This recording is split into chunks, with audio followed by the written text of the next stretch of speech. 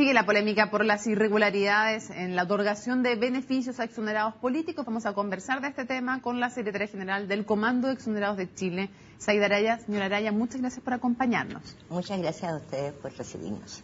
Haciendo hincapié en que hay otros, como por ejemplo la Comisión Nacional Unitaria de Exonerados, que sostiene que efectivamente hay muchos casos de exonerados políticos falsos, queremos saber la opinión de esta otra agrupación, la de ustedes.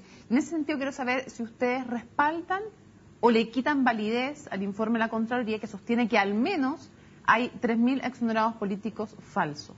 Bueno, primero que todo tenemos que decir que este es un informe de la Contraloría, no está sancionado ni ejecutoriado, pero sí ya veo que el gobierno ya lo sancionó y nos condenó.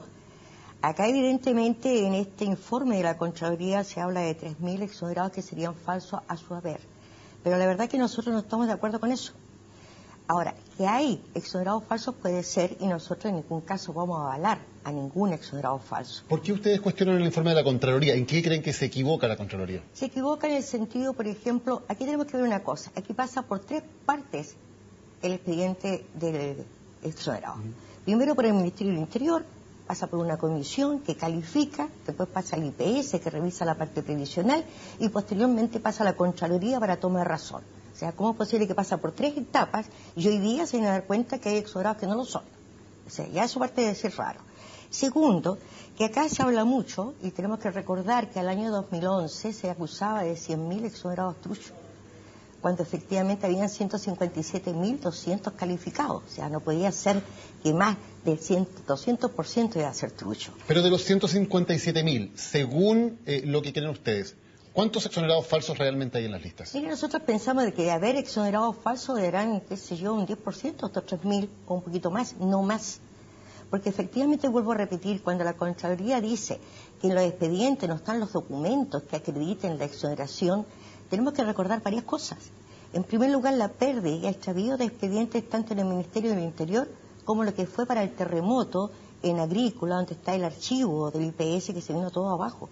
Ahora, no se trata solo de eso, también se habla de pago de personas fallecidas, personas menores de edad, listas con postulantes sin nombres. Vamos a ir hablando de esos detalles, pero antes de eso, ¿usted descarta que el tema de los exonerados políticos haya sido usado por algunos parlamentarios como una forma de pagar favores políticos? Lo descarto totalmente, porque en primer lugar, la carta que otorgó el parlamentario, ya sea de la Concertación y de la derecha, a quienes agradecemos, es solamente para un apoyo. No se califica con la carta del parlamentario, en ningún caso, porque él tiene que presentar primero la solicitud, segundo el relato político, las 3 declaraciones juradas, las imposiciones, si hay finiquito, presentar el finiquito. Pero sí. no ayuda eso, pero ayuda eso en el proceso, por lo tanto no podría ser parte de un favor político. No, es solamente un apoyo, no sirve la carta del parlamentario en este caso para que con esa carta califique. Pero hay muchos casos en los cuales no existen los finiquitos, no existen los documentos, por una serie de razones que pueden ser muy atendibles, y en esos casos tener la carta de respaldo del parlamentario sí es un factor muy importante. Lo siguiente, acá hay acuerdos que nosotros hemos obtenido con la Contraloría hace muchos años. Quiero aclarar algo. El listado de empresas que califica como intervenidas, públicas, privadas, autónomas del Estado, y que posteriormente en el año 98 entra al Congreso, el Poder Judicial, las Fuerzas Armadas, Carabineros y de Orden, fueron hechas por el Ministerio del Interior del año 93 y fueron visadas y aceptadas por la Contraloría. Por lo tanto, posteriormente la Contraloría del 93 al 2007, ¿qué es lo que sucede? La Contraloría baja 5 o 6 empresas, entre ellas la Calo, los Apenco, CRAP, porque considera que esas empresas no fue una exoneración política, sino que fue una quiebra. Nosotros a eso respondemos que la quiebra fue justamente por una intervención militar y que posteriormente, al llevarla a la quiebra, la compran ellos mismos, como pasó con los Apenco. Okay. Ahora, usted decía recién que calcula que podría haber hasta un 10% de exonerados que fueran falsos. Son de todas maneras... Correcto. ¿Por qué? En esos casos, en ese 10% que usted sí reconoce, ¿qué es lo que ocurrió ahí? ¿Hubo errores o a sabiendas postuló gente que no era exonerada? Puede haber habido errores, no creo que sea a sabiendas, no creo que sea con mala intención.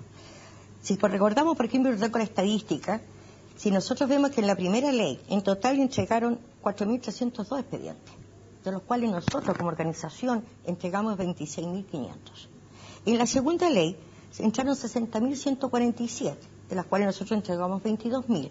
¿Cuándo se produce el gran desbande con la tercera ley cuando nosotros pedimos que se abra un año de plazo porque sabíamos que había gente que por X razones no había presentado? Y en esa ocasión se presentan 155.000, de los cuales nosotros no alcanzamos los 10.000. ¿Qué es lo que pasa? Que aquí hay una gran cantidad de gente que entró y que obviamente el Ministerio tenía que recibir la solicitud, pero que no califica. Son aquellas empresas que los compañeros pensaban que por ser exonerados o echados, por ejemplo, de Falabella nunca fue intervenida. Por lo tanto, nosotros inmediatamente decíamos no. Señora Araya, ¿temen ustedes perder beneficios? No. ¿Temen que paguen justo por pecadores a raíz de esta polémica? Tampoco, nosotros estamos tranquilos. Ok. José Antonio Veragallo sostenía que el gobierno puede llegar a perder votos de personas que se sientan amenazadas con esta denuncia. ¿Usted cree que eso es un riesgo para el gobierno? No, al contrario, yo creo que reafirma más el poder apoyar a Michelle Bachelet. Por lo mismo, eso justamente, que este gobierno este puede gobierno, perder sí, votos evidentemente. Esto, mire, como vuelvo a repetir, este es un informe de la Contraloría, pero que se ha manejado políticamente mal, no la Contraloría, sino que se ha utilizado, como yo decía al principio, ya el gobierno nos juzgó y nos condenó. Esto hay que revisarlo uno por uno. Aquí se habla, por ejemplo, de los partidos políticos, pero si los partidos políticos estaban en el... ¿Usted cree que puede perder votos el próximo candidato de la Alianza a raíz de este tema? No hay ninguna duda al respecto. ¿Y ustedes como organización apoyan a Michelle Bachelet como candidata? ¿Por qué? Porque para nosotros Michelle Bachelet es la futura presidenta y es la que seguramente va a dar un amplio cambio a lo que se está pasando, no solamente en los exonerados, sino que a nivel social, a nivel estudiantil y una serie de cosas más. ¿Corresponde que una asociación que yo entiendo que debería tratar de representar a todos los exiliados, a todos los exonerados, sin discriminación de sus identificaciones políticas, esté respaldando una candidatura presidencial específica? Porque en este momento nosotros cuando tuvimos la Asamblea Nacional se decidió por la unanimidad en la Asamblea Nacional y por mayoría en el Ejecutivo del Comando.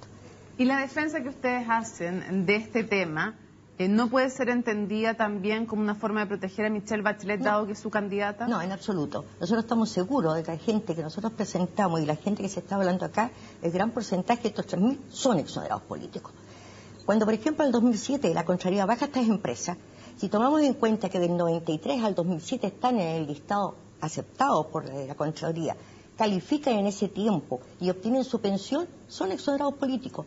Acá cuando se habla de quitar pensiones, se olvidan de que está la ley 19.260 que dice claramente que pasado 3 años prescribe el hecho de quitarle la pensión porque es patrimonio familiar.